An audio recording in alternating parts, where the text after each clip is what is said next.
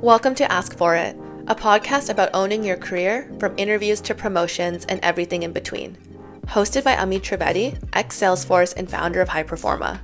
Every week we get into the mindset, strategy, and confidence it takes to grow on your own terms.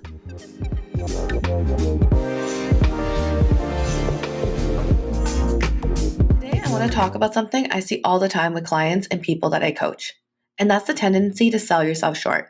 Maybe you've done this too. Maybe you've downplayed your skills, brushed off your achievements, or just didn't own your true value in interviews, meetings, or even day-to-day work. If this sounds familiar, then this episode's for you. Because I'm going to share why we do this, and most importantly, how you can stop selling yourself short and start building real confidence in your skills, one small step at a time. Let's start with why this happens. Why do we sell ourselves short? First off, there is a cultural idea that we should always be humble. We don't brag, don't be too confident, just quietly do your work and let others notice you. And that sounds reasonable, right? And I'm sure a lot of you have heard this, but it can backfire. If you're always waiting for recognition instead of owning your wins, the chances are that it may never come.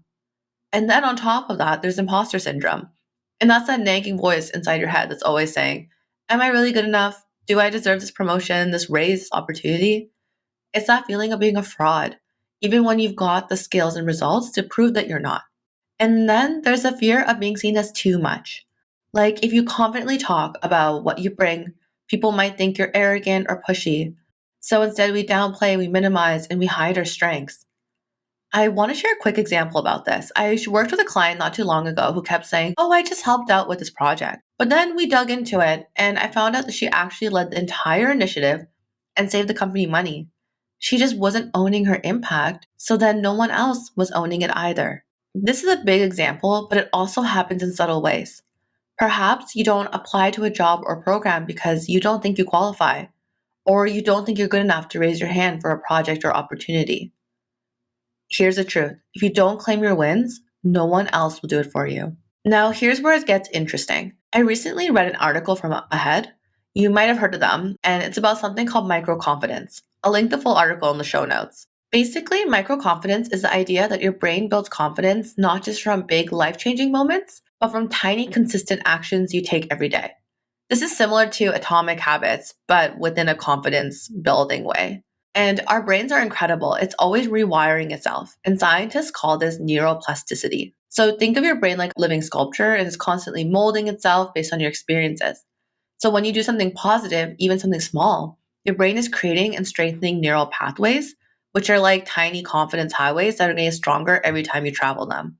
Every small confident action, even like making eye contact during a conversation, or standing tall, or speaking up for a little moment in a meeting, it releases dopamine. And that's the good feel-good chemical in your brain. And then it sends a signal that you're capable and successful, which will keep reinforcing these confidence pathways. And the coolest part here is that your brain doesn't differentiate between a big win and a small win. Both can make an impact.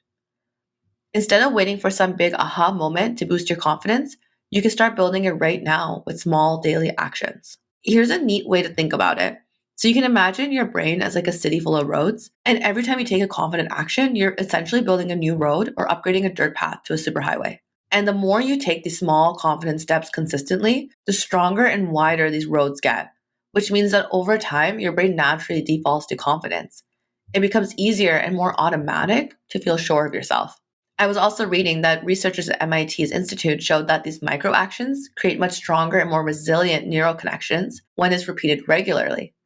So it's better to take tiny confidence steps every day rather than to wait for some big rare leap. All right, let's bring this into your world with 3 practical ways that you can stop selling yourself short and build confidence starting today. Number 1, I know I say it almost in every episode, but audit your wins. Take a moment.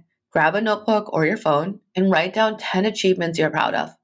They don't have to be huge. Maybe it's a time you handled a tough client, you learned a new skill, or you contributed to a project. And for each, ask yourself, what skills did I use? What impact did I have? This exercise creates your own brag book, and you can revisit it anytime you doubt yourself or need to prepare for interviews or tough conversations. Number 2 is to reframe humility.